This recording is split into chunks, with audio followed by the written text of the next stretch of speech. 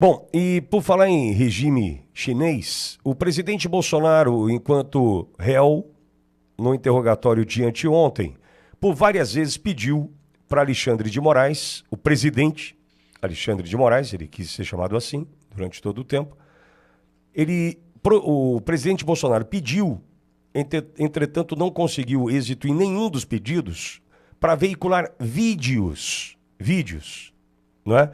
Posso veicular um vídeo? Não. Não foi autorizado. Não tem autorização. Não pode. Foram 11 vídeos no total que Alexandre de Moraes proibiu a veiculação desses 11 vídeos durante o interrogatório do presidente Bolsonaro. Auriverde juntou os 11 vídeos e vai mostrar para você já. Então, veja, nós juntamos os 11 vídeos que o presidente Bolsonaro pediu autorização para o Alexandre de Moraes, entretanto, negada a autorização, e a Auriverde vai mostrar. Enquanto o Edson prepara ali, são 11 vídeos, vou colocar todos na sequência, são curtos, vou colocar todos na sequência, para a gente poder entender o que o presidente Bolsonaro queria mostrar para o Brasil e o mundo, durante seu interrogatório. Muito bem. Atendendo a pedidos, nós vamos veicular agora os 11 vídeos proibidos por Alexandre de Moraes durante o interrogatório do presidente Bolsonaro. Quais são os vídeos? O que Bolsonaro queria mostrar para o Brasil e o mundo durante o seu interrogatório, inclusive para alicerçar a sua defesa. O primeiro vídeo apresenta o hoje ministro do Supremo Tribunal Federal, Flávio Dino, que acusa existir fraude no sistema eleitoral após perder a eleição para governador do Maranhão. O senhor ficou em segundo lugar na eleição aqui para governador do Maranhão, por uma diferença mínima. Eu te pergunto, o senhor acredita que houve fraude? Houve várias modalidades de fraude, algumas já identificadas pela Justiça Eleitoral, pelo Ministério Público, pela imprensa, já foram anunciadas, e nós estamos nesse momento numa atitude de aguardar a ação dessas instituições, porque são fatos documentados, públicos e notórios, que abrangeram todo o período da propaganda eleitoral, com a distribuição de vantagens indevidas, a chamada compra de votos, meios ilícitos de propaganda, tudo isso podendo influenciar o resultado da eleição. O senhor não teve o apoio do presidente Lula e da candidata Dilma formalmente na sua disputa contra o PMDB, da outra candidata, e o senhor é de um partido da base. Há alguma mágoa? Mágoa pessoal não, mas há uma estranheza política, porque havia um entendimento dentro dessa aliança, dentro do comando da Aliança Nacional, de que o chamado duplo palanque seria respeitado. Ou seja, que quando houvesse 2 ou mais candidatos da base, haveria o acompanhamento da ação desses candidatos e o apoio a todos esses candidatos, na medida que há uma aliança nacional. E isso não foi observado no caso do Maranhão. Então nós temos, tanto no plano local quanto no plano nacional, um sentimento de que em relação ao PCdoB não houve o cumprimento desse acordo político celebrado nacionalmente. O senhor conversou com Lula, com o presidente Lula ou com a candidata Dilma? Não, pessoalmente não, nem antes nem depois da eleição. E eles não te procuraram? Bem antes da eleição, sim, quando ainda se discutia se haveria ou não a candidatura, mas após o processo eleitoral, não. E eles não te procuraram? Não. Aí o primeiro vídeo, esse é de 2010. O segundo vídeo também traz Flávio Dino, hoje ministro do Supremo, vídeo de 2012, também criticando as urnas eletrônicas.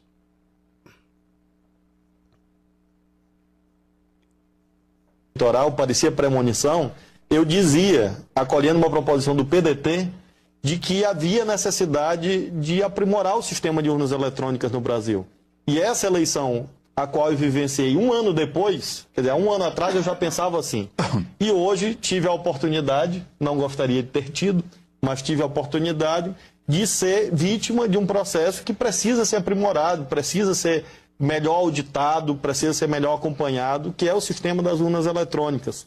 Como é que se dá a votação eletrônica, como é que se evita o eleitor votando por outro, que foi esse debate no Supremo da carteira de identidade, que foi mal colocado, que foi mal posto. O Congresso estava certo ao exigir pelo menos o documento de identidade com foto. Por quê? Porque evita, diminui as fraudes, porque o caminho seguinte era a Justiça Eleitoral tirar daquele livro de eleitores o número do título. Porque é o número do título ali que permite que o mesário vote pelo eleitor que não foi, ou pelo eleitor que morreu. O que acontece hoje? Das 5 horas da tarde, o mesário verifica lá em consórcio com os fiscais, verifica os eleitores que não compareceram, porque não foram, porque morreram, porque viajaram. Com o número do título, ele libera a urna eletrônica e vota quantas vezes ele quiser. Então esse é um tema da maior gravidade. E nós estávamos certos na elaboração da lei. Bom, e esse foi o segundo vídeo. O terceiro vídeo, nós vamos agora ao ano de 2015, quando Jair Messias Bolsonaro e Rodrigo Maia celebram a aprovação do voto impresso. O Congresso derrubou o veto do voto impresso. Meus cumprimentos ao deputado Rodrigo Maia, relator do projeto da reforma política, onde acolheu a nossa emenda. Para 2018, a certeza de não mais existirem as fortíssimas suspeitas de fraude por ocasião das eleições. E agora na reforma política eu tive a oportunidade de relatar a emenda constitucional e agora o projeto de lei em que tive a oportunidade de incluir a questão do voto impresso por ideia, proposta e trabalho do deputado Jair Bolsonaro, que no início desse debate talvez tenha sido um dos poucos deputados que acreditava que nós pudéssemos incluir na emenda constitucional e depois no projeto de lei que tive a oportunidade de também relatar. Então quero agradecer ao deputado Bolsonaro, agradecer ao plenário. A decisão de derrubar o veto do voto impresso é uma vitória da sociedade brasileira que pode ter o direito, a partir das eleições de 2018, de recontar qualquer uma das urnas. No quarto vídeo, Carlos Lupe, presidente do PDT, que até há pouco era ministro da Previdência Social, fala sobre o voto. Sem impressão do voto, não há a possibilidade de recontagem. O vídeo é de 2021.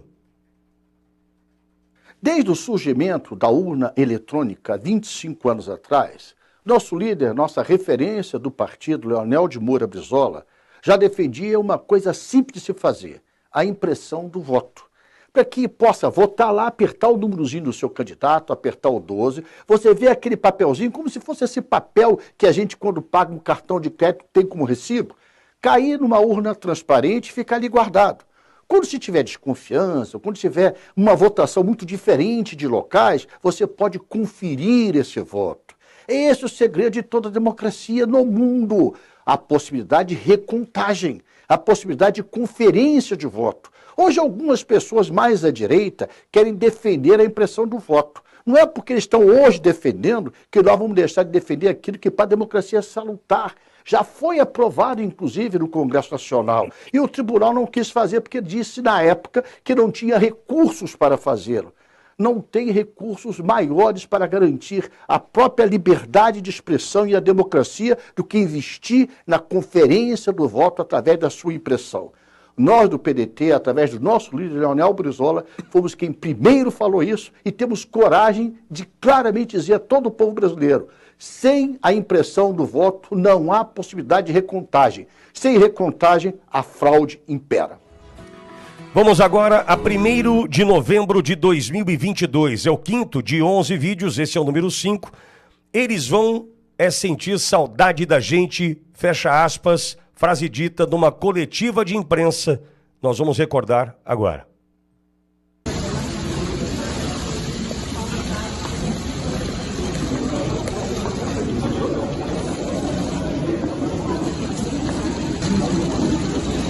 Vou sentir saudade da gente.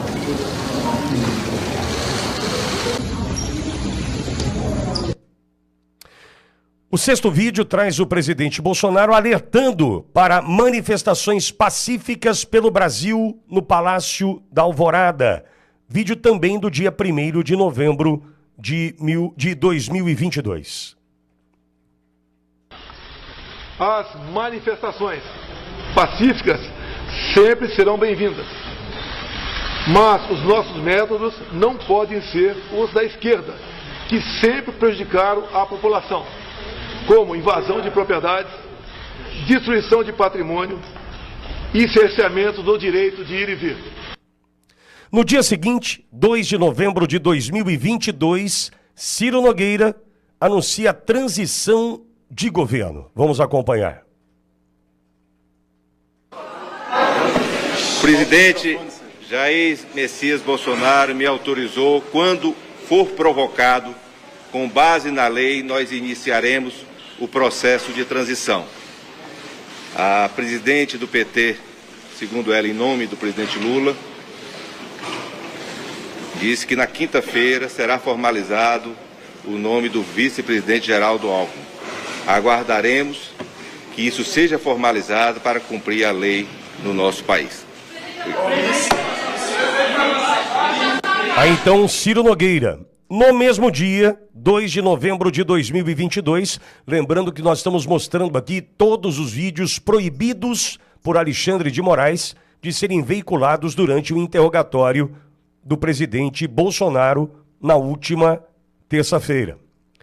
Nesse 8º vídeo, são 11 no total, presidente Bolsonaro fala para os caminhoneiros: desobstruam as rodovias e não pensem mal de mim.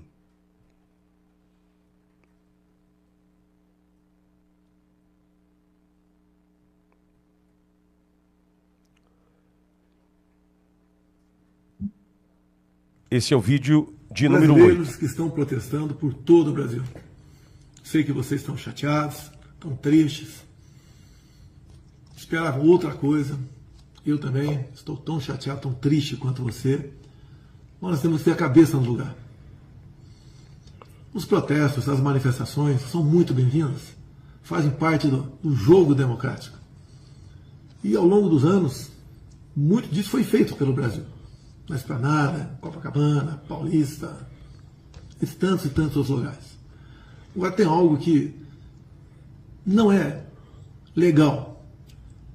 O fechamento de rodovias pelo Brasil prejudica o direito de vir das pessoas. Está lá a nossa Constituição.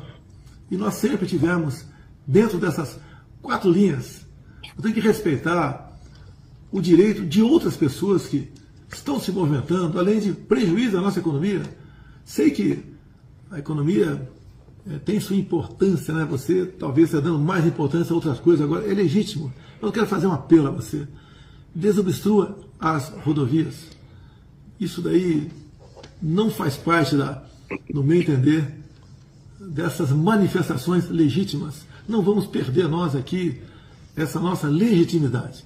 Outras manifestações que estão fazendo pelo Brasil todo, em praças, faz parte, repito, do jogo democrático.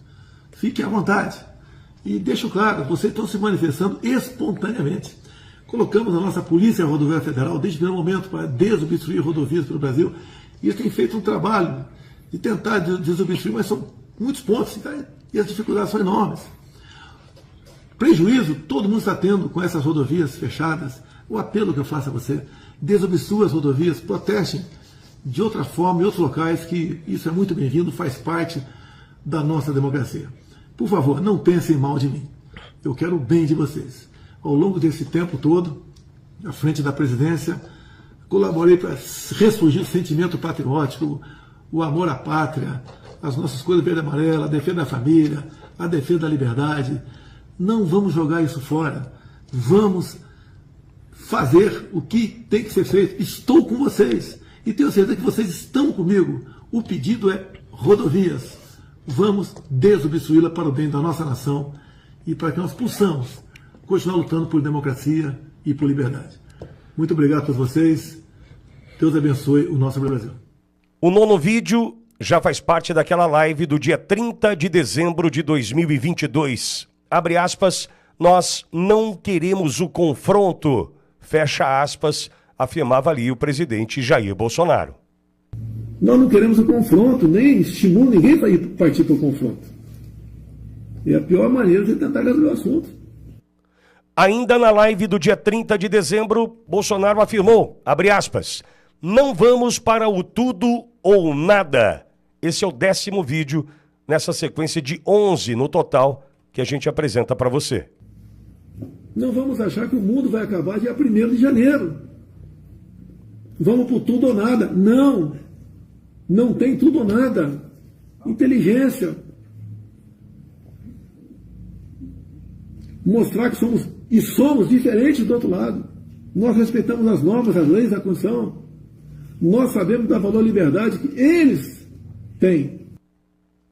E o 11º e último vídeo é a entrevista do ministro da Defesa, José Múcio, ao programa Roda Viva, no dia 10 de fevereiro de 2025. Aí vem a primeira dificuldade. A primeira dificuldade é que os comandantes não me recebiam. No dia 6 de dezembro, eu já estava trabalhando. Ele nos impulsou, eu acho que é a minha, Flávio Dino, e começamos a primeira dificuldade, ser recebido pelos comandantes. Foi quando eu recorri ao presidente Bolsonaro, que estava em Brasília. Foi meu colega de muitos anos, foi inclusive liderado, quando eu era líder do governo, lá no Congresso Nacional. Sempre tivemos uma relação muito boa. E eu fui falar com ele, disse, olha, eu sou o novo ministro da Defesa, eu queria que você me ajudasse a fazer uma transição tranquila, vai ser bom para o novo governo, vai ser bom para o seu governo que está terminando. Você conhece, eu não sou de conflito, de criar problema. Ele telefonou para os 3 comandantes. E pronto, são os 11 vídeos proibidos por Alexandre de Moraes durante o interrogatório do presidente Bolsonaro. Bolsonaro solicitou, Alexandre de Moraes negou. Entendo eu, porque esta era uma oportunidade de mostrar trechos da história para o Brasil e o mundo de quem nunca propôs jogar fora das 4 linhas. Cláudio. O presidente, ao elencar essas possibilidades, que brilhantemente eu parabenizo vocês por trazerem aqui, mostra a trajetória de vários meses de coerência. É uma coerência que para muita gente é insuportável. A coerência daquele que tem princípios, a coerência daquele que sabe o que o rege e mesmo na adversidade ele segue esses princípios. Pouca gente tem tamanha integridade. A maior parte das pessoas vai cedendo, vai mudando, porque percebe que a água está subindo e fala, eu não vou morrer afogado, se precisar eu mato alguém. O presidente Bolsonaro provou o que ele vem fazendo desde há mais de 20 anos. Ele tem princípios, ele defende a liberdade, a democracia, defende a base da Constituição brasileira. Quem não defende a base da Constituição brasileira é aquele pessoal que tem uma linha de pensamento muito simples, que os meios justificam os fins. Ou seja, se a finalidade tua, se seu fim é chegar ao poder e conquistar tal resultado, você aceita fazer qualquer coisa no meio para alcançar aquele resultado. E o presidente Bolsonaro, como pessoa de princípio, pessoa de valores, fala, não, eu quero atingir tal resultado, mas a integridade e a coerência do que eu faço daqui até lá são tão importantes quanto chegar lá, ou mais importantes. Nós cristãos temos essa é a base do cristianismo. Agora, isso cansa, isso é difícil, isso é dolorido, isso faz a gente sofrer. Por quê? Porque bandido tem um único princípio. Eu vou vencer a qualquer custo. Ou como disse a presidente Dilma Rousseff lá no passado, a gente vende a alma para vencer uma eleição. Ela falou isso. Essa é a síntese deles. Vendem a alma. E é o que eles fazem e estão fazendo no Congresso, no Executivo e no único órgão lá, no Supremo. Tem gente fazendo isso. Leandro, a tua posição diante desse impedimento e a proibição de Alexandre de Moraes, rapidamente, Leandro, por gentileza. Olha, esse vídeo remonta à verdade que ela não tem como ser contestada, né? Então, é a luz da verdade, né, que, sem sombra de dúvidas, demonstraria e faria, né, ruir, cair por terra aquelas acusações absurdas, né, pelos quais o presidente Bolsonaro e o seu entorno ali está sendo acusado. Então, por isso, o ministro Alexandre de Moraes, ele não quer e não quis, né, que esses vídeos fossem publicizados ali naquele momento, né? E não é à toa que, talvez, inclusive com o julgamento que ocorreu agora no STF sobre o Marco Civil, talvez até nas redes sociais, logo seremos talvez proibidos, né, de veicular esses vídeos. Então está muito claro qual é o posicionamento do presidente, as questões históricas recentes já deixam isso muito claro, que na realidade, mesmo tendo sido tão golpeado durante seu governo, tendo sido tão golpeado durante a campanha, Jair Messias Bolsonaro permaneceu e permanece nas 4 linhas da Constituição. Do outro lado, segue-se a perseguição, né, contra a direita, e tendo aí como alvo principal o nosso presidente. Imagine você se o presidente Bolsonaro tivesse a possibilidade de exibir os vídeos para o Brasil e o mundo. Desmontaria mais uma vez, a exemplo do que conseguiu Fux, com as suas perguntas dirigidas a Mauro Cid, por exemplo, ou o infeliz Paulo Gonet, né? Diante do que se dispôs a fazer ali, passar vergonha no débito e no crédito, os vídeos também ajudariam a desmontar a narrativa do golpe que nunca existiu. E eu só acrescento que é muito importante mostrar isso que o Flávio Dino fez, que o Lupe fez, que o Rodrigo Maia fez, porque esses são exemplos de pessoas que, para eles, os fins justificam os meios. Eles quiseram o poder. Aí quando eles perderam e falaram, manipularam e fraudaram. Ah, tá, eu vou fazer igual. Aonde eles estão? Todos eles voltaram à cena do crime, todos conseguiram isso. É a prova de que, quando perguntaram para o Gilmar Mendes, ministro, o crime vale a pena no Brasil? Ele ficou quieto, falou, não sei. Ficou com a cara de Gonet. Deixa eu conversar com o Donato aqui. Cara de Gonet. Adorei. Cara de Gonet.